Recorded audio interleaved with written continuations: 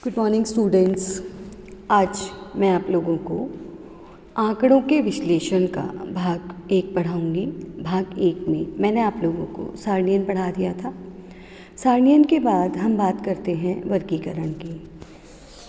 वर्गीकरण हम लोग रिसर्च मेथोडोलॉजी पढ़ रहे हैं और रिसर्च मेथोडोलॉजी में जब एक शोधकर्ता किसी विषय पर शोध करने जाता है तो वो सबसे पहले एक शोध समस्या का चयन करता है और शोध समस्या के चयन के पश्चात वो उससे जुड़े हुए विभिन्न प्रकार के तथ्य और आंकड़ों को एकत्रित करता है।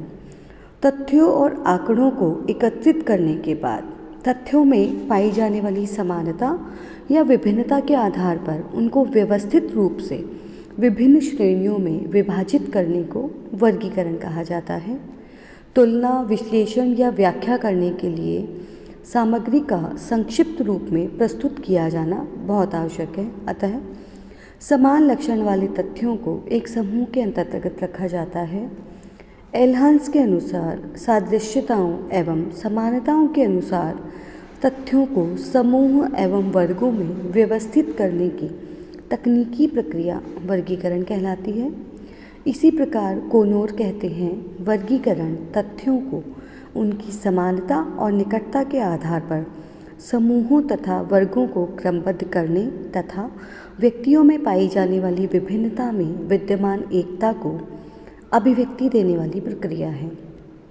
इसमें समानता के आधार पर तथ्य संक्षिप्त, स्पष्ट तथा सरल ढंग से रखे जाते हैं, लेकिन वर्गीकरण तभी संभव होता है जब तथ्य विभिन्नता लिए हों तथा काफ़ी मात्रा में उपलब्ध हों। वर्गीकरण की इकाइयों की समस्त विशेषताओं को नहीं बताता, बल्कि वर्गीकरण में केवल ऐसी विशेषता प्रकट होती है जिसको आधार मानकर वर्गीकरण किया जाता है। वर्गीकरण के कई उद्देश्य हो सकते हैं। इसका महत्वपूर्ण उद्देश्य यह है कि आंकड़ों का महत्वपूर्ण समानताओं के आधार पर विभिन्न श्रेणियों में रखा जाना, साथ पाए जाने वाले कारकों के उन गुच्छों की खोज जो समान घटनाओं में बार बार घटित होती है और घटनाओं में पुनरावृत्तिपूर्ण प्राकृतिक क्रमों की खोज। इस प्रकार वर्गीकरण के अनेक उद्देश्य होते हैं, जिनमें जटिल, बिखरे हुए तथा परस्पर असंबद्ध तथ्यों को बोधगम्य तथा तर्क संगत समूह में रखा जाता है। तथ्यों के मध्य समानताएं और विभिन्नताएं होती हैं और वर्गीकरण के माध्यम से इनको अलग अलग वर्गों में बांटते हैं तो उससे तुलनात्मक अध्ययन में सहायता मिलती है। एक से तथ्य जब अनेक वर्गों में विभाजित किए जाते हैं तो उनकी अनेक नई विशेषताओं का भी पता लगाया जा सकता है। इस प्रकार वर्गीकरण करते समय शोधकर्ता को यह ध्यान रखना चाहिए कि उनमें निश्चितता और स्पष्टता हो। जिन्हें उच्च, मध्य या निम्न कहा जाता है, उनको पहले परिभाषित कर लिया जाना चाहिए। वर्गीकरण अध्ययन के उद्देश्य के अनुसार स्थायी तथा परिवर्तनशील होना चाहिए। उसमें नवीन परिस्थितियों के साथ अपने आप को बदलने की क्षमता होनी चाहिए और प्रत्येक वर्गीकरण शोध के लक्ष्यों के अनुकूल किया जाना चाहिए। तथ्यों को वर्गों में रखते समय पूरी सावधानी रखी जानी चाहिए। वर्ग ना तो बहुत बड़े हों और ना ही बहुत छोटे। अब हम बात करते हैं वर्गीकरण की प्रक्रिया के बारे में। वर्गीकरण की प्रक्रिया का सार वर्गों, कोटियों अथवा श्रेणियों के विकास में निहित है। श्रेणियों के निर्माण की प्रक्रिया के अंतर्गत प्राप्त की गई मौलिक सामग्री को कुछ समूहों में इस प्रकार विभाजित किया जाता है कि वह अर्थपूर्ण प्रतीत होने लगे। कुछ श्रेणियाँ तो आंकड़ों से स्वयं प्राप्त हो जाती हैं और कुछ का निर्माण करना पड़ता है। कुछ श्रेणियों की सूचना संग्रह के पूर्व ही निर्मित की जा सकती है, जैसे कि प्रतिबंधित प्रश्नों के संदर्भ में, तथा कुछ का निर्माण सूचना संग्रह का कार्य समाप्त होने पर किया जाता है। अब हम ये पता लगाते हैं कि वर्गों अथवा श्रेणियों का निर्माण करते समय किन नियमों का पालन किया जाना चाहिए। उनमें सबसे पहले आता है अनुसंधान उद्देश्यों के लिए सार्थकता। इसमें शोधकर्ता के द्वारा बनाई गई श्रेणियों को अनुसंधान के उद्देश्यों के साथ घनिष्ठ रूप से संबंधित किया जाना चाहिए। दूसरी बात करते हैं पूर्णता की। श्रेणियों का निर्माण इस प्रकार किया जाना चाहिए कि संग्रहित समस्त सूचना किसी न किसी श्रेणी के अंतर्गत अवश्य ही वर्गीकृत की जा सके। ज्ञात नहीं अथवा कोई प्रत्युत्तर नहीं के लिए भी समुचित प्रावधान किया जाना चाहिए। पारस्परिक पृथकता एवं स्वतंत्रता, श्रेणियों में किसी भी प्रकार की परस्पर व्यापकता नहीं पाई जानी चाहिए तथा इसमें स्पष्ट रूप से पृथकता दिखाई देनी चाहिए। स्पष्ट परिभाषा, प्रत्येक श्रेणी की स्पष्ट परिभाषा की जानी चाहिए ताकि किसी प्रकार के संदेह एवं भ्रम की गुंजाइश न रह जाए। श्रेणियों की व्यापकता, श्रेणियों का निर्माण इस प्रकार किया जाना चाहिए कि इनका प्रयोग करते हुए सूचना के सारांश रूप का उचित अनुमान लगाने के अतिरिक्त व्यक्तिगत प्रत्युत्तरों को भी समझना संभव हो सके। इसके साथ ही सारांश एवं विस्तार के बीच उचित सामंजस्य स्थापित करने का प्रयास किया जाना चाहिए। इसी क्रम में श्रेणियों का विकास इस प्रकार किया जाना चाहिए कि अध्ययन की प्रत्येक इकाई को केवल एक ही श्रेणी में एक ही बार सम्मिलित किया जा सके। प्रत्येक श्रेणी का निर्माण वर्गीकरण के एक ही सिद्धांत को प्रयोग में लाते हुए किया जाना चाहिए और प्रबंध का एक ही स्तर होना चाहिए।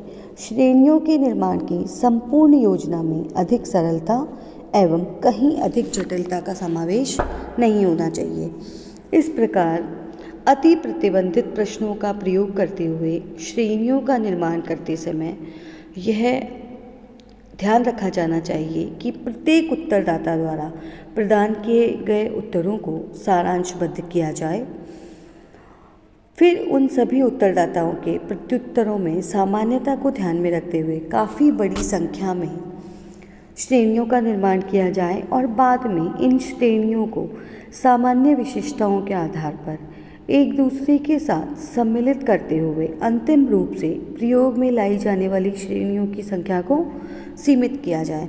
इस प्रकार वर्गीकरण करते समय जो अनुसंधान की समस्या है उस समस्या से रिलेटेड मतलब संबंधित जो भी आंकड़े तथ्य एकत्रित किए गए हैं उन तथ्यों को स्पष्टतापूर्वक क्रमबद्ध रूप से वर्गीकृत किया जाना चाहिए और वर्गीकृत करके उसी आधार पे मतलब उनको वर्गीकृत करने के बाद वर्गीकृत करने से उसका तुलनात्मक अध्ययन संभव हो सकता है और उनको अधिक स्पष्ट रूप से समझा भी जा सकता है। अब हम बात करते हैं वर्गीकरण के प्रमुख आधारों की। वर्गीकरण के 4 आधार माने जाते हैं बेसिकली: गुणात्मक, परिमाणात्मक, सामयिक तथा भौगोलिक। वर्गीकरण के गुणात्मक आधार में अध्ययन की गई इकाइयों को उनकी विशेषताओं एवं गुणों के आधार पर वर्गीकृत किया जाता है। जैसे विश्वविद्यालय के विद्यार्थियों को उनके द्वारा अध्ययन किए जाने वाले विषयों के आधार पर वर्गीकृत किया जाए। परिमाणात्मक वर्गीकरण उस समय किया जाता है जब किसी परिमापन योग्य विशेषता के संदर्भ में मदों के अंतर्गत भिन्नता पाई जाती है। जैसे विश्वविद्यालय के विद्यार्थियों का उनके माता पिता की आय के आधार पर वर्गीकरण। परिमाणात्मक वर्गीकरण अंतराल युक्त हो सकता है और ये वर्ग अंतराल उस समय प्राप्त होते हैं जब हम संपूर्ण सीमा को सुविधानुसार विभाजित कर देते हैं। जैसे यदि किसी आय के अध्ययन में संपूर्ण सीमा 21 से 59 वर्ष के बीच अर्थात 40 वर्ष हो और हम यह तय करें कि हम सीमा को पुनः 4 भागों में विभाजित करेंगे तो निश्चय ही सीमा रेखाएं 30, 40, 50 तथा 60 होगी और इस सीमा रेखाओं को वर्ग सीमाओं में से 2 सीमाओं के बीच के समूह को वर्ग अंतराल कहा जाता है तथा किन्हीं भी 2 वर्गों के बीच के अंतर का परिमाण 10 वर्ष होता है। अतः एक विशिष्ट अंतराल के अंतर्गत पाई जाने वाली अध्ययन की इकाइयों को बारंबारता कहा जाता है और इसके अंतर्गत एक निश्चित अंतराल के आधार पर वर्गीकरण करके और अध्ययन किया जाता है। परिमाणात्मक वर्गीकरण करके अध्ययन किया जाता है। अब हम बात करते हैं सामयिक वर्गीकरण की। सामयिक आंकड़े अथवा काल श्रेणियाँ विभिन्न स्पष्ट रूप से उल्लिखित समयों पर एक विशिष्ट घटना से संबंधित संस्थाओं को प्रदर्शित करते हैं और इसी को सामयिक वर्गीकरण कहा जाता है। जैसे विभिन्न वर्षों में खाद्यान्नों के भावों की क्या स्थिति रही। एक अर्थ में काल श्रेणियाँ परिमाणात्मक आवंटनों के समान होती हैं, क्योंकि प्रत्येक श्रेणी का अनुवर्ती वर्ष अथवा मास पहले दिए गए वर्ष से एक से कम अथवा अधिक होता है। इसी प्रकार हम भौगोलिक वर्गीकरण की बात करते हैं। वास्तव भौगोलिक वर्गीकरण भौगोलिक आवंटन या गुणात्मक आवंटन का एक प्रकार होता है। इसका उल्लेख सामान्य काल से अलग किया जाता है। जैसे हम विभिन्न द्वीप समूहों की जनसंख्या अथवा भारत के विभिन्न राज्यों की जनसंख्या पर विचार करें। आगे हम बात करते हैं पार वर्गीकरण। पार वर्गीकरण दो अथवा दो से अधिक विशेषताओं में संबंध देखने के लिए पार वर्गीकरण किया जाता है। इसके अंतर्गत एक गुण अथवा विशेषता को दूसरे गुण अथवा विशेषता के साथ व्यवस्थित किया जाता है। जब पार वर्गीकरण केवल दो विशेषताओं अथवा गुणों से संबंधित होता है तो इसे सरल वर्गीकरण या द्विभागीय वर्गीकरण के नाम से संबोधित करते हैं। लेकिन यदि यह अनेक विशेषताओं अथवा गुणों से संबंधित है तो इसे बहुमुखी वर्गीकरण कहते हैं। जब पार वर्गीकरण चरों तथा दो चरों से ही संबंधित होता है तो इसे द्विचरीय वर्गीकरण कहते हैं, एवं यह दो से अधिक चरों से संबंधित होता है तो इसे बहुविचरीय वर्गीकरण के नाम से संबोधित करते हैं। आंकड़ा विश्लेषण एवं वर्गीकरण में पहला कार्य होता है कोटियों का निर्धारण। कोटियों के निर्धारण का अर्थ है कि आंकड़ा सामग्री को भागों तथा उपभागों में बांटा जाए। इन कोटियों का निर्धारण वर्गीकरण के कुछ निश्चित सिद्धांतों के अनुसार होना चाहिए, जिससे यह पता लगे कि आंकड़ा सामग्री के किस अंग को किस कोटि में रखा जाए। आंकड़ों की कोटियों का निर्धारण करते समय निम्न बातों का ध्यान रखा जाना चाहिए। नंबर 1, अनुसंधान समस्या के उद्देश्यों की पूर्ति के लिए अथवा प्राकल्पनाओं के परीक्षण के लिए विभिन्न कोटियाँ बनाई जानी चाहिए। प्रत्येक कोटि वर्गीकरण के लिए एक ही सिद्धांत के अनुसार निर्धारित की जानी चाहिए। प्रत्येक कोटि स्वतंत्र एवं एक दूसरे से पृथक होनी चाहिए और प्रत्येक कोटि स्वयं में पूर्ण होनी चाहिए। इसमें जो पहला सिद्धांत है कि प्राकल्पनाओं के परीक्षण के लिए कोटियाँ बनाई जानी चाहिए, इसकी महत्ता स्वयं स्पष्ट है। यदि अनुसंधान समस्या के समाधान के लिए विभिन्न कोटियाँ नहीं बनाई गई हैं तो उसके परिणाम अप्रासंगिक होंगे। यदि अनुसंधान की समस्या है कि कॉलेज छात्रों द्वारा अपनाए गए वांछनीय जीवन मूल्यों का उनकी ज्ञानात्मक उपलब्धि पर क्या प्रभाव पड़ता है, तो स्पष्ट है कि इस समस्या की एक प्राकल्पना होगी। वांछनीय जीवन मूल्यों के कारण ज्ञानात्मक उपलब्धि बढ़ती है।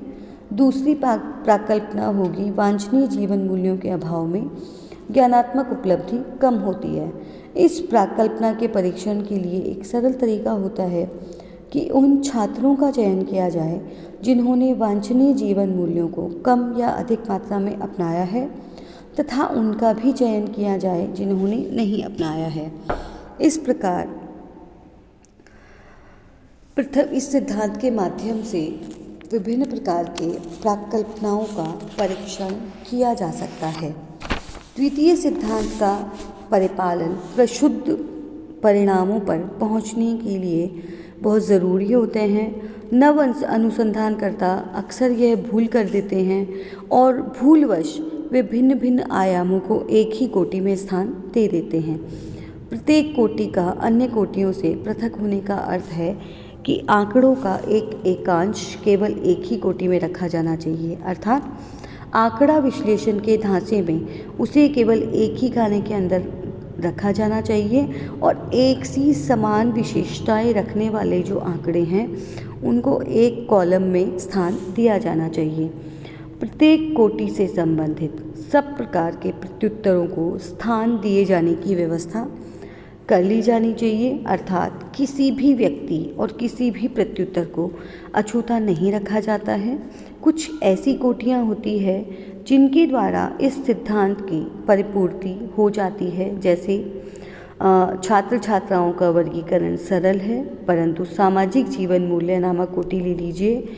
ये सब प्रकार के सामाजिक जीवन मूल्यों की सूची बनाने के लिए सर्वेक्षण करना होगा और फिर सब प्रकार के उत्तरों के लिए भी पूर्व में जांच करनी होगी। इस प्रकार एक शोधकर्ता जब किसी भी विषय पर शोध करता है, अनुसंधान करता है, तो सबसे पहले वो एक शोध समस्या का चयन कर लेता है। चयन करने के बाद वो उसकी एक प्राकल्पना बनाता है और प्राकल्पना बनाने के बाद वो अपनी जो शोध समस्या है उसको विभिन्न स्तरों पर कैटेगराइज करता है और कैटेगराइज करके उसे यह पता लग जाता है कि उसके अध्ययन का क्षेत्र क्या है, उसके अध्ययन में किस किस को सम्मिलित किया गया है और उनसे विभिन्न प्रकार की सूचनाओं के संग्रहण के लिए जो विभिन्न प्रणालियां हैं, उन विभिन्न प्रणालियों का प्रयोग उसे जो किया जाना है उसका भी वो ध्यान रखता है। जब शोधकर्ता अपने अनुसंधान क्षेत्र में जाता है, वहाँ जाकर वो विभिन्न प्रकार के आंकड़े, तथ्य और जो उत्तरदाता होते हैं उनके द्वारा विभिन्न सूचनाओं का संग्रहण करता है। सूचनाओं के संग्रहण के पश्चात वर्गीकरण की बात आती है कि जो सूचनाएं हैं उन सूचनाओं को विभिन्न प्रकार के अलग अलग खानों में, वर्गों में वर्गीकृत कर दिया जाता है।